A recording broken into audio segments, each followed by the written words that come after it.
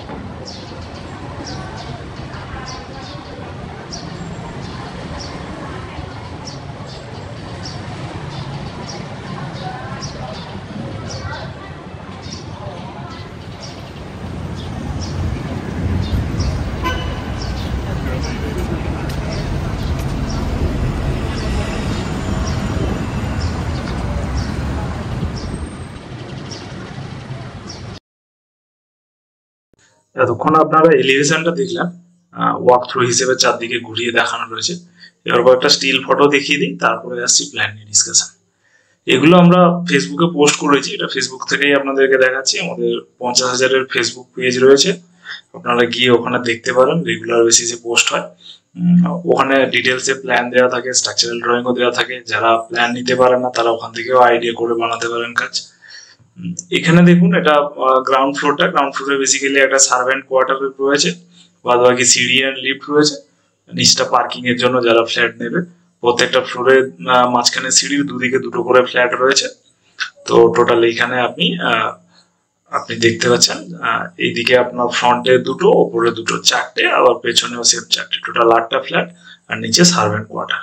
এখানে দেখুন একটা সেম প্যাটার্নের ব্যালকনি ছিল, তাকে সেখানে স্ট্রেট না করে এটা একটা এস প্যাটার্ন একটা ক্রিয়েট করা রয়েছে। জানলাগুলোকে বক্স করে দেওয়া হয়েছে। সেখানে আপনি দেখতে পাচ্ছেন এখানে অ্যাপার্টমেন্ট দেখার জন্য একটা জায়গা দিয়ে দিয়েছি। এই জায়গাটা একটা সোয়াপ টাইপের মতো, যেখানে আপনি দেখতে পাবেন উপরে জায়গা রয়েছে, বসতে পারেন এখানে। হ্যাঁ, এটা আপনার ফ্রন্ট এলিভেশন। এটা একটা রে ট্রেসিং করে একটা ফটো দেওয়া হয়েছে। হ্যাঁ, এটা এই সাইডটা বেসিক্যালি এখানে কয়েকটা গ্রুপের কাজ রয়েছে, বক্স ব্যালকনি।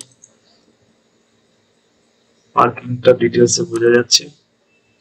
এই সাইডে দেখুন, এই সাইডটাতে একটা ব্যালকনিটা প্লেন ছিল, সেখানে একটা ই প্যাটার্ন ক্রিয়েট করা রয়েছে। দেখতে কত সুন্দর লাগছে। ফ্রন্টে একটা এস প্যাটার্ন, এদিকে ই প্যাটার্ন। এখানে কয়েকটা গ্রুপ দিয়ে চাইলে আলাদা কালারও করতে পারেন, চাইলে সেম টাইলসের প্যাটার্নও থাকতে পারে। নিচে কয়েকটা ব্রিক প্যাটার্ন রয়েছে, উপরে একটা আলাদা টাইলসের কালার রয়েছে। দেখুন কত সুন্দর লাগছে পুরোগুলো। আচ্ছা, এবার চলে আসবো আপনার প্ল্যান নিয়ে ডিসকাশনে। প্ল্যানে আপনাদের মেইন যেটা দেখার, বাস্তু তো সব জায়গায় দেখা সম্ভব হয়ে ওঠে না, তবুও আপনারা দেখতে পাচ্ছেন এখানে দেখানো রয়েছে ওয়েস্ট ফেসিং প্লট আপনার এটা। সেখানে গ্রাউন্ডে বলেছিলেন এটা সার্ভেন্ট কোয়ার্টার একটা। ওই 9.5 বাই 11.5 মতো একটা রুম, টয়লেট, একটা কিচেন ডাইনিং। লিফট রয়েছে আপনার 6 বাই 7 লিফট রাখা রয়েছে। এখানে আপনার 5 ফিট চওড়া। আপনার একটা জিনিস মাথায় রাখবেন কিন্তু, যে কোনো কমার্শিয়ালের ক্ষেত্রে কিন্তু 4 ফিটের না করে 5 ফিটের করবেন। তাতে করে কিন্তু আপনার জিনিসপত্র ওঠানো নামানো এই জিনিসগুলো কিন্তু অনেকটা বেটার হয়। 4 ফিটে অনেকে করে দেয়, 4 ফিটে চাইলে করতে পারেন, আর সেটা অনেকটা আপনি যখন রেলিং বসাবেন অনেকটা জায়গা কিন্তু মারা চলে যায়। 5 ফিট করাটা বেশি বেটার হবে। আচ্ছা, দুদিকে দুটো সেম টিপিক্যাল ফ্ল্যাট রয়েছে। এই যে দুটো ব্যালকনি আপনি দেখতে পাচ্ছেন, একটাই কানেক্টেড হবে, বড় ব্যালকনি। এটা 9.5 বাই 11.5 রুম, বেডরুম 2, বেডরুম 1 রয়েছে আপনার 12.7 বাই 11.6, কিচেন রয়েছে 7 বাই 7.5, লম্বা একটা লিভিং ডাইনিং, সুন্দর করে ফার্নিচার লেআউট দেখিয়ে দেওয়া রয়েছে, ডাইনিং পজিশন, সুপার পজিশন, এই জায়গাগুলো দেখিয়ে দেওয়া হয়েছে। ব্যালকনিও রয়েছে এইদিকে একটা, সেম টিপিক্যালি হবে দুটো দিকেও আপনার রয়েছে।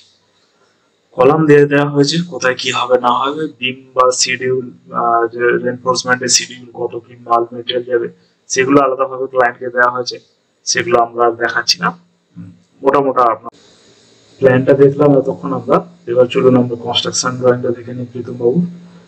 রাঁচির প্রজেক্ট, এটা বুঝতেই পারছেন কমার্শিয়ালি তৈরি করা হচ্ছে, বেচে দেওয়া হবে বা এটা হয়তো রেন্ট পারপাসেও হয়তো আপনার ব্যবহৃত হতে পারে। তো প্লটটা আপনার 33 বাই ফিট বাই আপনার 59.11, 60 অ্যাপ্রক্স ধরতে পারেন, 33 বাই 60। দুদিকে দেখতে পাচ্ছেন আপনার, এদিকে 2 ফিট ছেড়ে বাড়ি হচ্ছে, এদিকে আপনার 2.5 ফিট, পেছন দিকে 3 ফিট 10, এদিকে আপনার 3 ফিট 9 ছেড়ে আপনার বাড়িটা তৈরি হচ্ছে।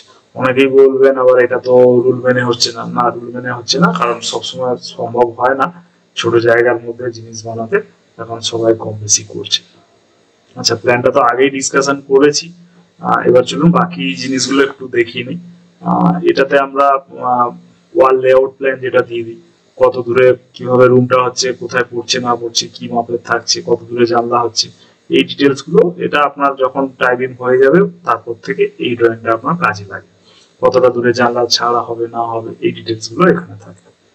এটা আপনার ফাউন্ডেশন লেআউট, যখন আপনি মাটি কাটবেন কিভাবে মাটি কাটবেন না কাটবেন সেই ডিটেলস গুলো, কটা ফুটিং হবে, কিভাবে তার ওরিয়েন্টেশন আছে। আর একদম স্টার্টিং এ যখন কলাম বসছে তখন আমাদের এটা কলাম গ্রিড লাইন লেআউট বলছি এটাকে আমরা। এই যে আমরা গ্রিড করে দিয়েছি 1 2 3 4 করে এবিসিডি। তো এটা যারা জানেন না, এটা পড়তে হয় এইভাবে। এই কলামটা হয়ে যাবে আপনার 1 এ, এটা হয়ে যাবে আপনার ধরুন এদিকে 5, এদিকে বি, তাহলে এটা 5 বি কলাম। এটা হয়ে যাবে আপনার 5 সি কলাম, এটা হয়ে যাবে আপনার 2 বি কলাম। আচ্ছা, এইগুলো যেগুলো গ্রিডে পড়ছে না এগুলো হচ্ছে ড্যাশ কলাম। তো আপনার নিয়ার টু নিয়ার কোনটা আছে, 3 নম্বর গ্রিডে আছে, আর এইটার নিয়ার টু নিয়ার বি রয়েছে, তাহলে এটা 3 বি নিয়ার টু নিয়ার রয়েছে, তাহলে 3 বি ড্যাশ, এটাকে এইভাবে বলবো। আর এটা যেগুলো নেই এটা হচ্ছে আপনার 4 বি ড্যাশ, এগুলোকে এইভাবে আমাদেরকে পড়তে হয় ইঞ্জিনিয়ারিং লাইনে। আচ্ছা, এটা আপনার এলিভেশন ড্রয়িং। এলিভেশনে প্রত্যেকটা প্রজেকশন কত কি মাপে থাকছে না থাকছে সেগুলো আপনি এলিভেশন ড্রয়িং থেকে পেয়ে যাবেন, যাতে করে আপনার মিস্ত্রির কাজ করতে সুবিধা হবে। এটা অবশ্যই লাগে, এবং দুদিক 3 দিক যেদিকে মেন মেন ডিজাইন আছে সেগুলো প্রত্যেকটা সাইডেরই লাগে। এটা আপনার ফ্লোরের বিম স্ল্যাবের লেআউট, কত দূরে বিম আর পড়ছে না পড়ছে, সবসময় নিচের সাথে ওয়ালের উপরে যে বিম পড়বে এমন তো নাও হতে পারে, চেঞ্জ হয়, তার জন্য এটা আপনার লাগে।